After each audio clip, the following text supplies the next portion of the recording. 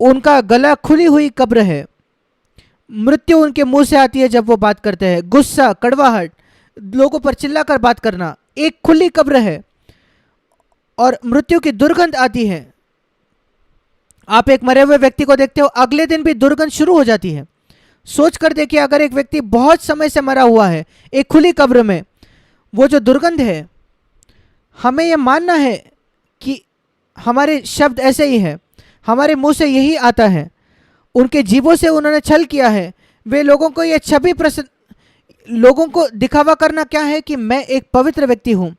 क्या आपने लोगों को ऐसे मूर्ख बनाने की कोशिश नहीं की है अपने शब्दों से?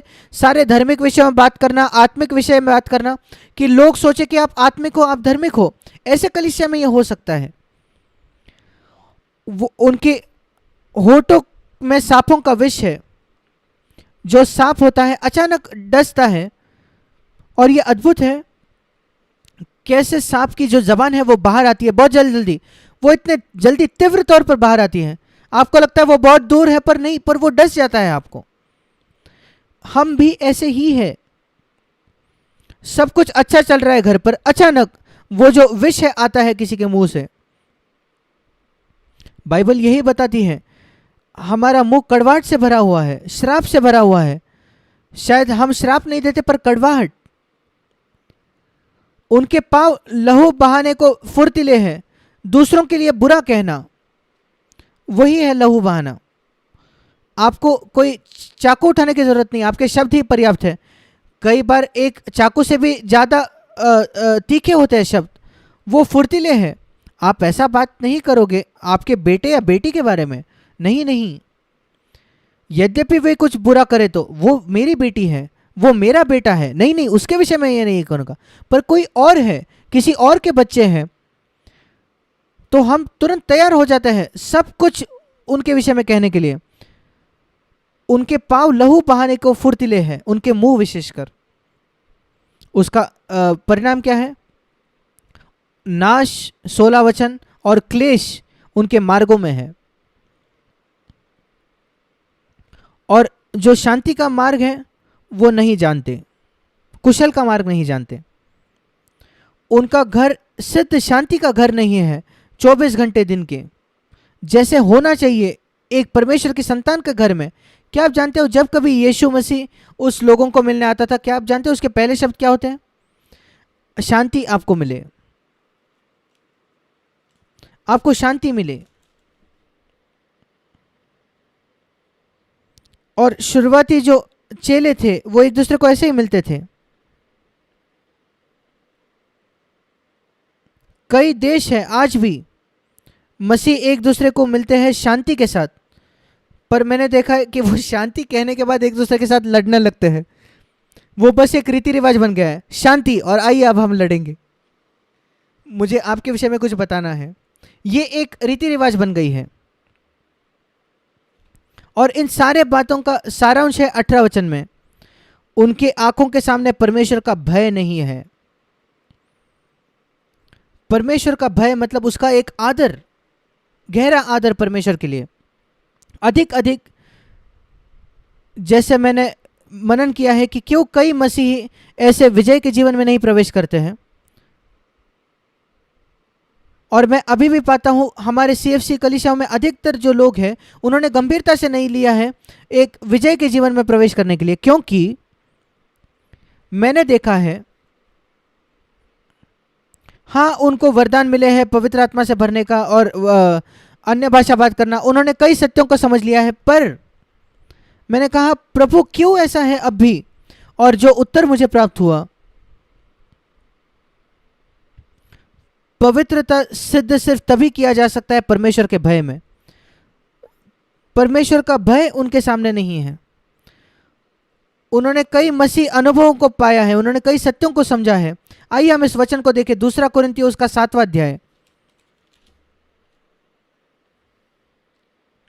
सबसे पहले परमेश्वर हमें एक वायदा देता है। 2 कुरिन्थियों 6वां अध्याय और 18 वचन, मैं तुम्हारा पिता होऊंगा और तुम मेरे बेटे और बेटियां होंगे, सर्वशक्तिमान प्रभु परमेश्वर कहता है। क्योंकि हमारे पास अब ये अद्भुत प्रतिज्ञा है। ये प्रतिज्ञा क्या है? अध्याय 6:18, मैं उनके बीच में रहूंगा। 16 वचन, मैं तो उनमें बसूंगा, उनमें चला फिरो करूंगा, मैं उनका परमेश्वर होऊंगा, वे मेरे लोग होंगे। और 17 वचन, मैं उनका स्वागत करूंगा, मैं तुम्हारा पिता होऊंगा। 18 वचन, मैं तुम्हारे बेटा और बेटियां आप मेरे होंगे।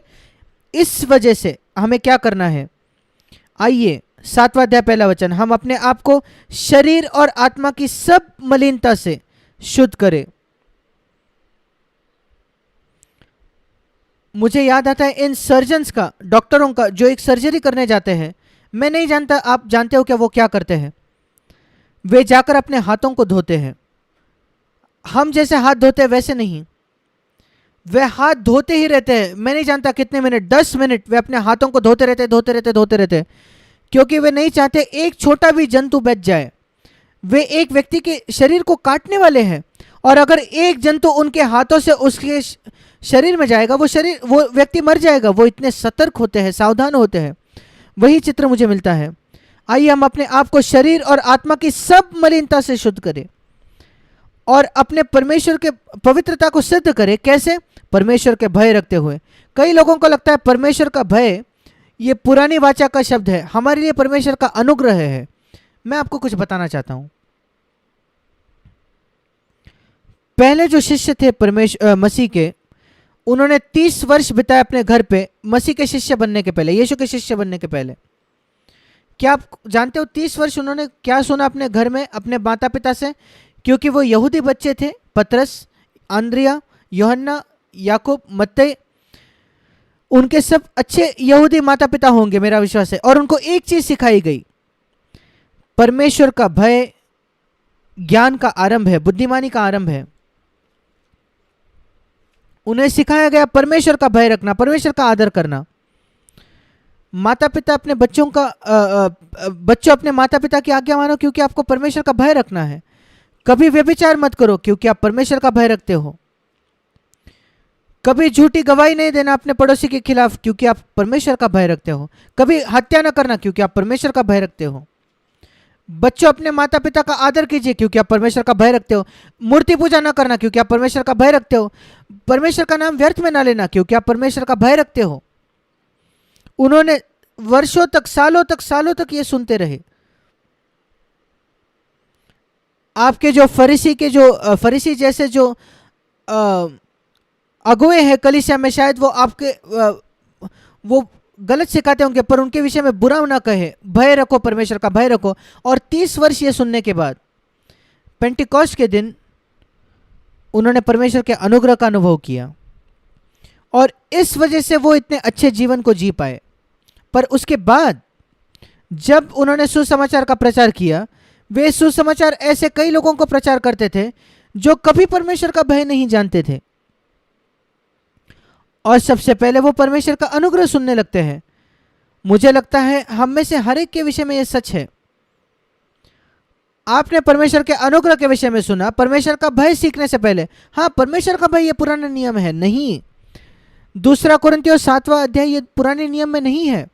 यहां लिखा है आप पवित्रता को सिद्ध नहीं कर सकते परमेश्वर के भय के बिना। और मैंने पाया है यही कारण है उन प्रेरितों में और आज के मसीहों में, यही अंतर है। उन्होंने 30 वर्ष परमेश्वर का भय सीखा और फिर परमेश्वर के अनुग्रह के विषय में सुना, और सचमुच उन्होंने परमेश्वर के अनुग्रह का मूल्य किया। पर आज के जो मसीह है, उन्होंने कभी परमेश्वर के भय के विषय में नहीं सुना है। पहले दिन से वो परमेश्वर के अनुग्रह के विषय में सुनते हैं। यीशु के पास आओ, वो आपके पापों को क्षमा करेगा आज ही, और वे नया जन्म पाते हैं। और उन्होंने परमेश्वर के भय के विषय में क्या सीखा है? शून्य।